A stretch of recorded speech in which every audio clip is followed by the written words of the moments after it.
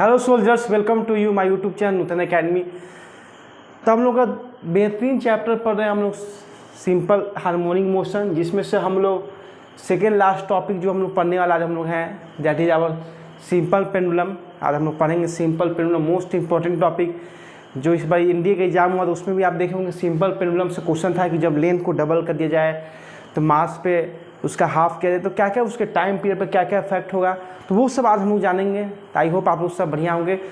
और जो बच्चे को रिजल्ट हुआ है उन लोगों को कॉन्ग्रेचुलेसन आपके नेक्स्ट एसएसबी इंटरव्यू के लिए, और जिनका नहीं हुआ है उनको नेक्स्ट टाइम जो है परसिवरेंस एफर्ट के साथ नेक्स्ट टाइम जो है अपने आप लोग ड्रीम को अचीव कर सकते हैं। मेरे साथ जुड़ के फिजिक्स को जो है, क्योंकि डेली क्लास बेसिस पे चलता है, इसके बाद मैं आपको स्टार्ट करूंगा वेक्टर, फिर जैसे जैसे होगा हम लोग एक पूरा कंप्लीट कोर्स पढ़ेंगे dedicated to our NDA CDS batch full 11-12।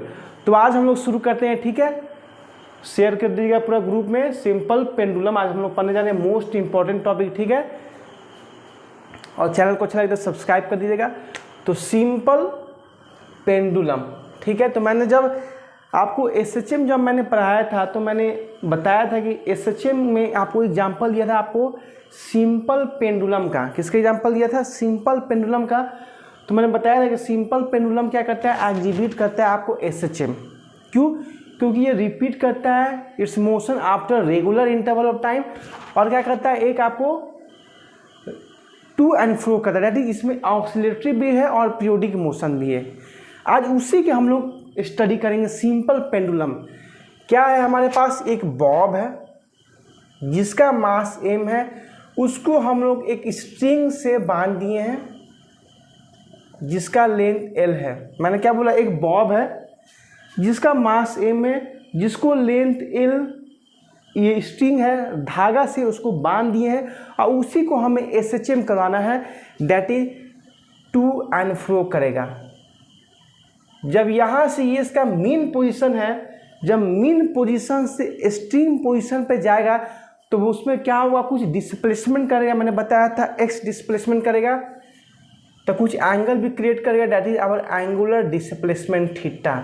मतलब कहीं ना कहीं जब वो डिस्प्लेस करेगा, जो बॉब है एक्स डिस्प्लेसमेंट के साथ जब डिस्प्लेस होगा तो कहीं ना कहीं ये जो इसको बोलते हैं हम लोग सस्पेंशन पॉइंट, सस्पेंशन जी जहाँ से वो लटका है सस्पेंशन पॉइंट।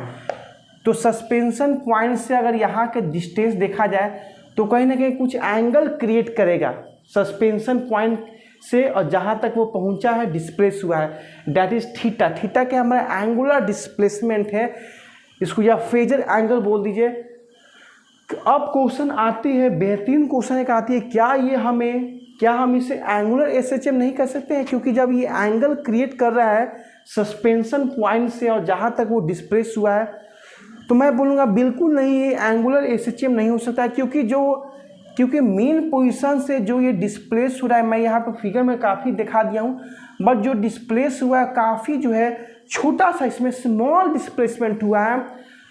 देखिए ये जो सस्पेंशन पॉइंट है और यहाँ से जो बॉब जो मास m लटका हुआ है, तो जो डिस्प्लेसमेंट हुआ है बहुत काफ़ी स्मॉल हुआ है।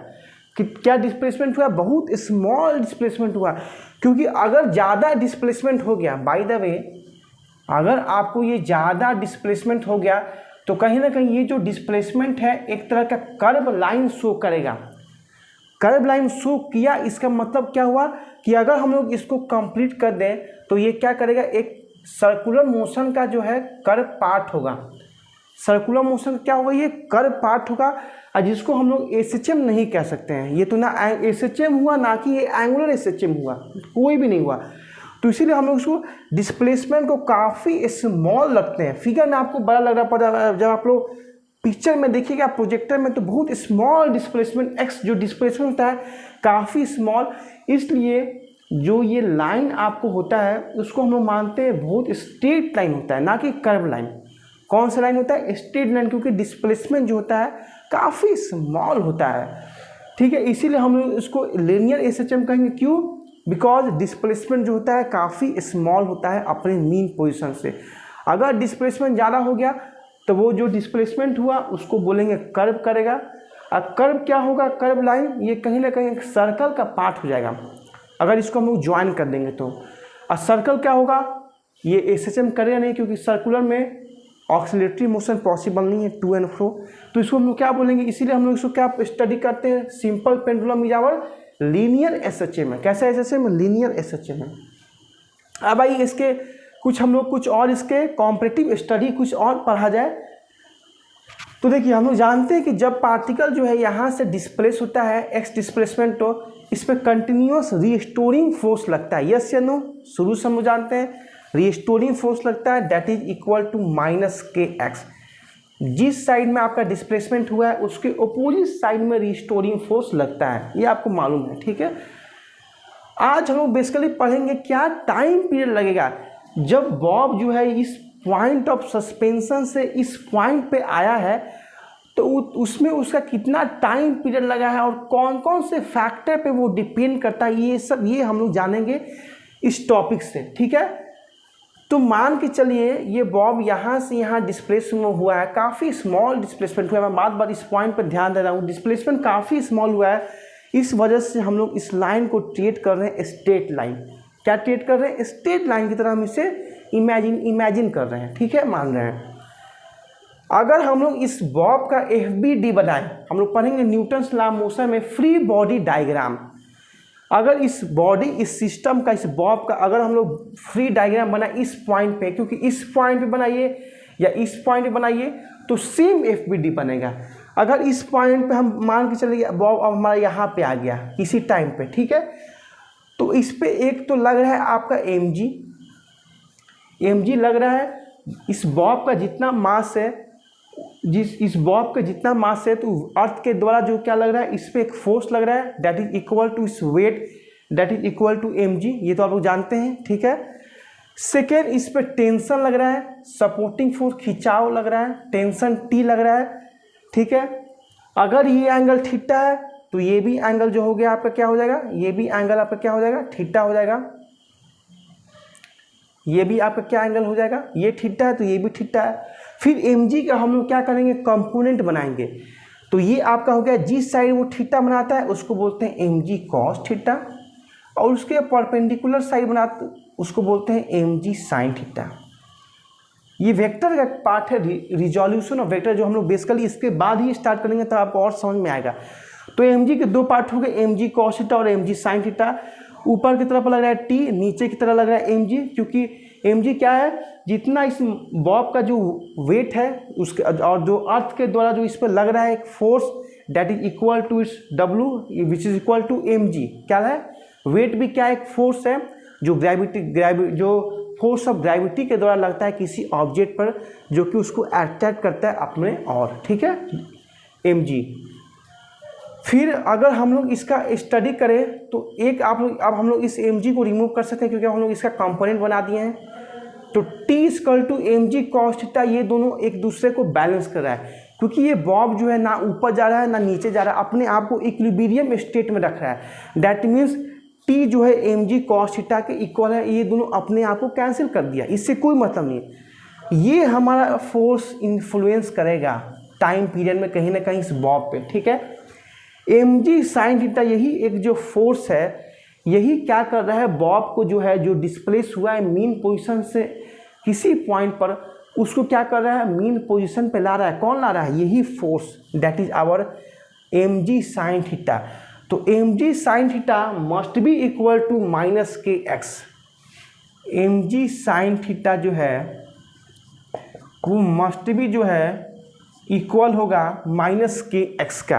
किसके इक्वल होगा, माइनस के एक्स का इक्वल होगा, क्योंकि mg sin थीटा यही एक फोर्स है जो बॉब को क्या कर रहा है, मीन पोजीशन पे ला रहा है। और जो हम लोग जानते हैं कि वो फोर्स जो मीन पोजीशन पे लाता है उस फोर्स को क्या बोलते हैं, रिस्टोरिंग फोर्स, और उसका फॉर्मूला क्या होता है, माइनस के एक्स। क्या होता है, माइनस के एक्स। तो माइनस हो गया, माइनस से माइनस कट गया, फिर यहाँ पे जो हो गया mg sin theta equal to k x हो गया आपका। ये आपको मान लीजिए फर्स्ट इक्वेशन।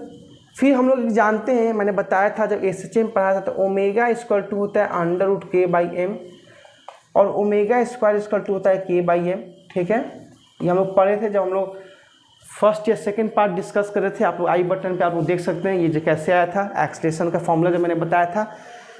तो मैंने आपको एक और बताया था, सर्कुलर मोशन में omega equal to 2 pi frequency होता है, तो टी इक्वल टू क्या हो जाएगा आपको, basically frequency equal to omega by 2 pi, T equal to 2 pi by omega. अगर ओमेगा वैल्यू यहाँ से पुट करेंगे तो हमें मिलेगा T pi equal to 2 pi under root m by k. ये टाइम पीरियड का हमें फॉर्मूला मिलेगा इस ओमेगा का वैल्यू रख के, और omega equal to 2 pi frequency से ये हमें वैल्यू मिलेगा किसका, टाइम पीरियड का। अब यही से हम क्या करेंगे, के का वैल्यू यहाँ से पुट करेंगे। क्या करेंगे, के का वैल्यू यहाँ से हम क्या करेंगे, पुट करेंगे। ठीक है, तो T equal to 2 pi under root m by k का वैल्यू पुट करेंगे, m g sine theta, k का वैल्यू पुट करेंगे m g sine theta by x. ठीक है, अब बताइए मैंने क्या बोला था कि जो मैंने ये डिस्प्लेसमेंट लिया है, एंगुलर डिस्प्लेसमेंट जो थीटा है वो बहुत स्मॉल लिया है, क्योंकि हम लोग जो यहाँ पे जो डिस्प्लेसमेंट है वो तो मैंने लिया है बहुत स्मॉल, छोटा सा डिस्प्लेसमेंट लिया है, तभी इसको हम लोग लीनियर रिलेशनशिप बोल रहे हैं। यस या नो, यस। फिर जो ये एंगल, जिस एंगल से वो मूव किया वो भी थीटा जो है बहुत स्मॉल एंगल है। कौन सा एंगल कैसा है, बहुत स्मॉल एंगल है, क्योंकि डिस्प्लेसमेंट ही बहुत कम हुआ है, तो जाहिर सी बात है कि एंगल भी जो क्रिएट कर रहा है वो भी बहुत स्मॉल होगा। तो जब थीटा स्मॉल होगा that is tending to 0 degree, small कहने का मतलब है 0 डिग्री, तो साइन थीटा भी इक्वल होगा theta equal to sine theta, क्योंकि साइन 0 का भी वैल्यू 0 हो सकता है, 0 होता ही है, तो थीटा अगर स्मॉल है तो ये must be equal to sine theta. ठीक है, अब अगर इसका हम लोग देखा जाए, ये जो है थीटा है, बेसिकली ये एल है और डिस्प्लेसमेंट एक्स है, तो साइन थीटा का लगाएंगे तो उसका वैल्यू आएगा sine theta equal to x by l. ठीक है, साइन थीटा का वैल्यू क्या आएगा, एक्स बाई एल। अब आइए यहाँ पे, इसको हम लोग सॉल्व करते हैं। T equal to 2 pi under root m by x को ऊपर लाइए x, m g sine theta, m से एम आपका कट गया। ठीक है, T equal to 2 pi, x का वैल्यू अगर यहाँ से पुट करें तो क्या मिलेगा, l sine theta divided by g sine theta, sine theta से साइन थीटा कट गया, T equal to 2 pi under root L by ji, that is यही हमारा टाइम पीरियड का फॉर्मूला हो गया। T equal to 2 pi under root L by g, यही आया time period of bob. That means time period जो है directly proportional है लेंथ का। अगर लेंथ ज़्यादा होगा तो टाइम पीरियड धीरे धीरे ऑक्सीलेट करेगा, अपने मोशन को कंप्लीट करेगा। अगर लेंथ को बढ़ा दिया जाए बॉब का, लेंथ इसको, ये एल क्या है, एल इफेक्टिव है। लेंथ इफेक्टिव मतलब पॉइंट ऑफ सस्पेंशन, अब बॉब जो जहाँ पे है वहाँ से जो इसका डिस्टेंस है उसी को हम लोग बोल रहे हैं लेंथ। क्या मैंने बोला, पॉइंट ऑफ सस्पेंशन और जो बॉब का जहाँ पे प्लेस है उसके बीच का जो दूरी है उसी को बोल रहे हैं एल इफेक्टिव।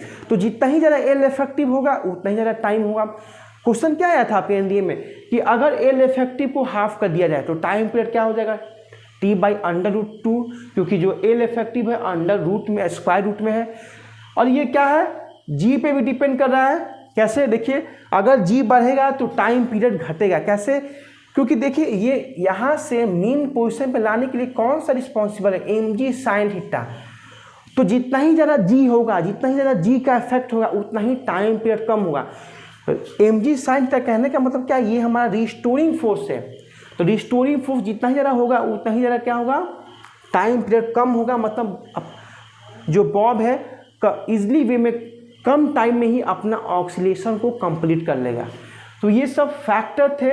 नेक्स्ट क्लास में हम लोग पढ़ेंगे, क्योंकि ज़्यादा हो जाएगा तो बाउंस कर जाएगा। तो नेक्स्ट क्लास में हम लोग पढ़ेंगे कि टाइम पीरियड जो होता है मास ऑफ बॉब के इंडिपेंडेंट होता है, और कुछ इसके हम लोग पढ़ेंगे केस, और फिर time period, simple pendulum, lift case में क्या क्या होता है, बहुत सारे भी पढ़ने हैं। तो इसको ध्यान से पढ़िएगा। कोई भी दिक्कत होगा तो कमेंट कीजिएगा। हम नेक्स्ट वीडियो में मिलेंगे, तो बाय बाय, जय हिंद।